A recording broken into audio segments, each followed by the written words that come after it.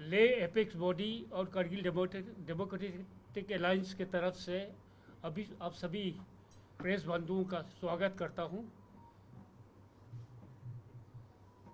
मैं समझता हूं आज जैसे कि आप सभी को मालूम है, पिछले कई सालों से गृह मंत्रालय और लद्दाख के एपेक्स बॉडी और करगिल के डेमोक्रेटिक अलायंस ले के एपेक्स बॉडी और करगिल के डेमोक्रेटिक अलायंस के बीच में लद्दाख के 4 इश्यूज को लेके वार्तालाप का दौर चल रहा था।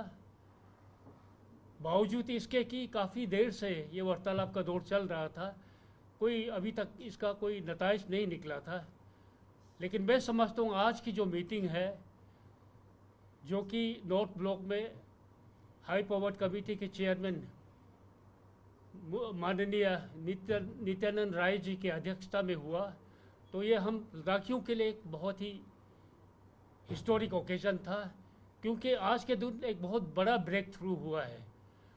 जो 4 मुद्दे हमने भारत सरकार के सामने रखा था, उसमें सबसे पहले लद्दाख को यूटी घोषित करने के बाद हम लोगों ने यूटी विद लेजिस्लेचर की डिमांड की थी, स्टेटहुड की डिमांड की थी। दूसरा जो मुद्दा हमने उनको रखा था, जम्मू कश्मीर के साथ रहते हुए पूरे लद्दाख में 370 और 35 के माध्यम से हर तरह से सुरक्षा हमें मुहैया थी। लेकिन वो यूटी बन जाने के बाद 370 के हट जाने के बाद वो ख़त्म हुआ।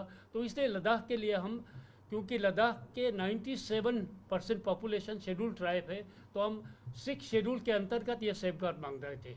और तीसरी जो हमारी डिमांड थी वो था रिक्रूटमेंट से रिलेटेड, युवा से पीढ़ी से रिलेटेड। और उसमें 2-4 मुद्दे था। एक तो पब्लिक सर्विस कमीशन लद्दाख के लिए अलग से हो, लद्दाख के लिए अलग से कार्डर हो, और लद्दाख के जो ट्राइबल जो छात्र है, युवा पीढ़ी है, उनके लिए जैसे नॉर्थ ईस्ट में है, बाकी जगह है, तो बहुत ज़्यादा से ज़्यादा उनके लिए सीट रिजर्वेशन हो। तो हमें खुशी है इस तीसरे मुद्दे पर अब डिटेल में चर्चा हो रहा था। आज में इसमें बहुत बड़ा ब्रेक थ्रू हुआ है और भारत सरकार ने तकरीबन इन मुद्दों को रिजोल्व करने के लिए उन्होंने बहुत कृपा की हमारे ऊपर। मैं इसके लिए भारत सरकार का, विशेष तौर से प्रधानमंत्री नरेंद्र मोदी जी का, गृह मंत्री अमित शाह जी का और हाई पावर्ड कमेटी के चेयरमैन और बाकी मेंबरान का मैं दिल से शुक्रिया अदा करना चाहता हूँ। तो तफसील फिर से मैं नहीं जाना चाहूँगा। मैं अर्ज़ करूँगा हमारे ले के केडीए के को चेयरमैन असगर अली करबलाई साहब को, और उसके बाद सज्जाद हुसैन है, करगिल से डेमोक्रेटिक अलायंस के मेंबर है, और सिरिंग दोरजे साहब है, लद्दाख बुद्धिस्ट एसोसिएशन के प्रेसिडेंट, पूर्व मुख्यमंत्री, और रिक्जिन जोरा साहब। ये ज़रा विस्तार में आप लोगों को इसके बारे में, आज की मीटिंग के बारे में बताएंगे। बिस्मिल्लाहिर्रहमानिर्रहीम। जैसा कि अभी आपको एपेक्स के को चेयरमैन थुप्स्तन जी ने बता दी कि हमारी एपेक्स और केडीए के पिछले 4.5 साल से होम मिनिस्ट्री के साथ high power committee, sub committee के लेवल पे बातचीत चल रही थी, जिसमें हमारा main agenda statehood, 6 schedule, recruitment, reservation, PSC, cadre Ladakh के लिए, और 2 parliamentary separate seats for Leh and Kargil. इनमें से जो चौथा हमारा इशू था, क्योंकि डिलिमिटेशंस आपका 2026 तक अभी फ्रोज़न है, तो इस इश्यूज़ को हमने 26 के उसके लिए फ़िलहाल बैक बेंच पर रख के मेन जो 3 इश्यूज़ हैं, जिसमें से रिक्रूटमेंट, रिजर्वेशन, आपके पीएससी, कैडर को लेकर आज जो हमारी मीटिंग हुई, उस मीटिंग में काफ़ी डिटेल्स इन सारे इश्यूज़ पे डिस्कशंस हुआ, और उसमें से जो पॉइंट्स निकल के आ गई हैं वो ये है, डोमिसाइल को लेकर हमारा इनके साथ एक मतभेद था। अब वो डोमिसाइल के इश्यूज़ को प्रोस्पेक्टिव हमें इफ़ेक्ट देने के लिए गवर्नमेंट ऑफ इंडिया ने, यूनियन होम मिनिस्ट्री ने, और नित्यानंद जी की अध्यक्षता में जो हाई पावर कमेटी है, जिसमें होम सेक्रेटरी थे और बाकी उनके ऑफिशियल्स थे, वहाँ पे इन्होंने मान लिया है 2019 से प्रोस्पेक्टिव इफेक्ट देकर 2034 तक ये जो डोमिसाइल है 34 के बाद ही इम्प्लीमेंट होगा। यानी जो डोमिसाइल है वो 34 से पहले लद्दाख के लिए इम्प्लीमेंट्स नहीं होगा।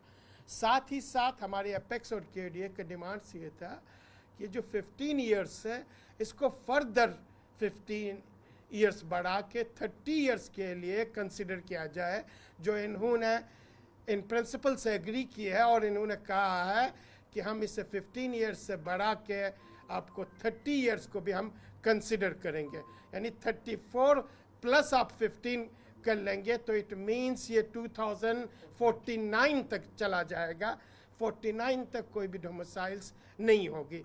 ये ब्रेक थ्रू हुआ और इन प्रिंसिपल से इन्होंने 34 तक एक्सेप्ट कर लिया और हमारा 49 तक कंसिडर कर रहे हैं नेक्स्ट मीटिंग में। साथ ही साथ डैनिक्स और डैनिप्स को स्टेट ऑफ अपेक्स और केडीए ने रिजेक्ट की है और हमने उन्हें कहा है कि लद्दाख के लिए आपको लद्दाख अलग से सिविल सर्विस दे देना है। उसमें से लद्दाख के लिए Ladakh administrative service, Ladakh police service, Ladakh forest service और इन प्रिंसिपल इन सारी चीज़ों पे इन्होंने एग्री किया है। नेक्स्ट मीटिंग में इन तीनों पे यानी अब न कोई डायनिक्स इम्प्लीमेंट होगा लद्दाख के लिए और न ही डायनिप्स इम्प्लीमेंट होगा।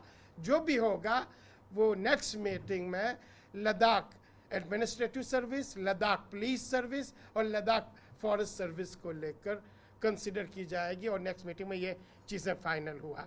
साथ ही साथ नेक्स्ट मीटिंग भी विद इन मंथ्स इन्होंने एग्री कर लिया और उस मीटिंग में जो हमारे मेन जो मुद्दा है वो मेन मुद्दा 6th शेड्यूल और स्टेटहुड है और इन्होंने एग्री किया है। अब ऑलमोस्ट हमारा रिजर्वेशंस के बारे में जो इश्यूज था वो ख़त्म हो चुका है।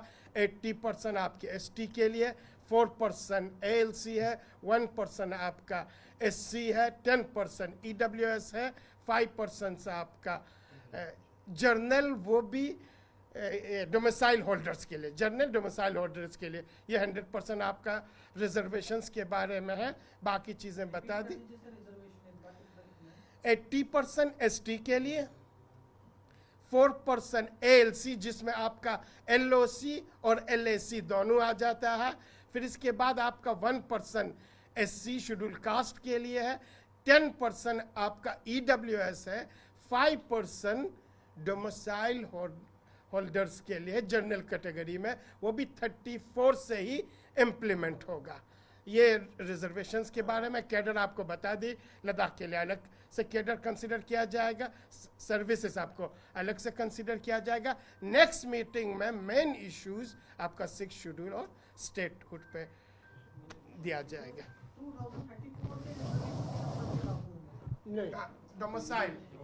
डोमिसाइल लागू होगा 2034 से, लेकिन साथ ही साथ उससे 2049 तक का भी कंसिडरेशन है। अगर वो हो गया फिर इसके बाद आपको 49 से पहले लागू नहीं होगा। एएलसी जिसमें एलओसी और एलएसी दोनों आता है।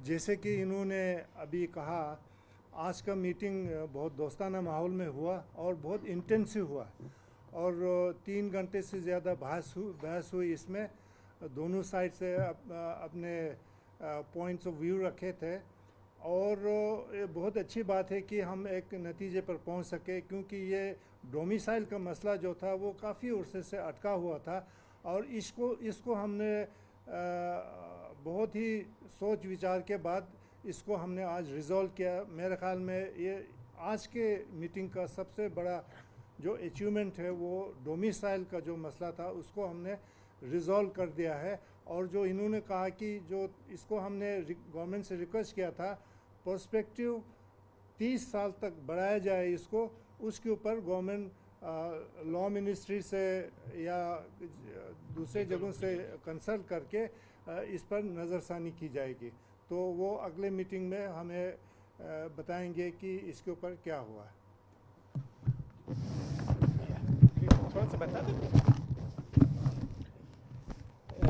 एक लंबे समय से खासकर यूथ के अंदर जो एक सेंस ऑफ डिसअपॉइंटमेंट था, एक सेंस ऑफ फ्रस्ट्रेशन था, उन तमाम चीज़ों को मद्देनज़र रखते हुए हमारे जो ले अपेक्स बॉडी और करगिल डेमोक्रेटिक अलायंस के लीडर्स ने ये सहमति जताई कि हमें किसी न किसी पेज पे उतरना पड़ेगा, किसी न किसी कंक्लूजन पे इस मीटिंग में हमें उतरना पड़ेगा। उसी चीज़ को मद्देनज़र रखते हुए बहुत सारे एक बड़ी लचक जो है वो केडी और अपेक्स बॉडी ने दिखाई है सरकार के सामने, और 15 साल के डोमिसाइल पे प्रोस्पेक्टिव बेसिस तो उस पर एग्री हुए हैं। और अब उम्मीद करेंगे सरकार से कि वो जो आगे की बातचीत है, जिसमें हम पब्लिक सर्विस कमीशन की बात हो, स्टेटहुड की बात हो या 6 शेड्यूल की बात हो, उसको भी खुले मन से लद्दाख के लोगों के या वहाँ की सेंसिटिविटी को और वहाँ के लोगों के अंदर जो एक सेंस ऑफ इनसिक्योरिटी है उसको फील करते हुए हल करेंगे। तो उम्मीद करेंगे जो अगली मीटिंग होगी विद इन 1 मंथ, तो उम्मीद करेंगे कि उसमें ये सारे मामला जो है वो बहस में आएंगे। जी, साथ ही साथ एक पॉइंट्स मैं आपको बताना चाहता हूँ। फर्स्ट टाइम इन प्रिंसिपल से इन्होंने एग्री किया है, जो भी आज मीटिंग में डिसाइड हुआ है उसकी मिनट्स ऑफ मीटिंग बना के लोगों को, जितने भी स्टेक होल्डर्स उन सबों को इशू की जाएगी। Thank you very much.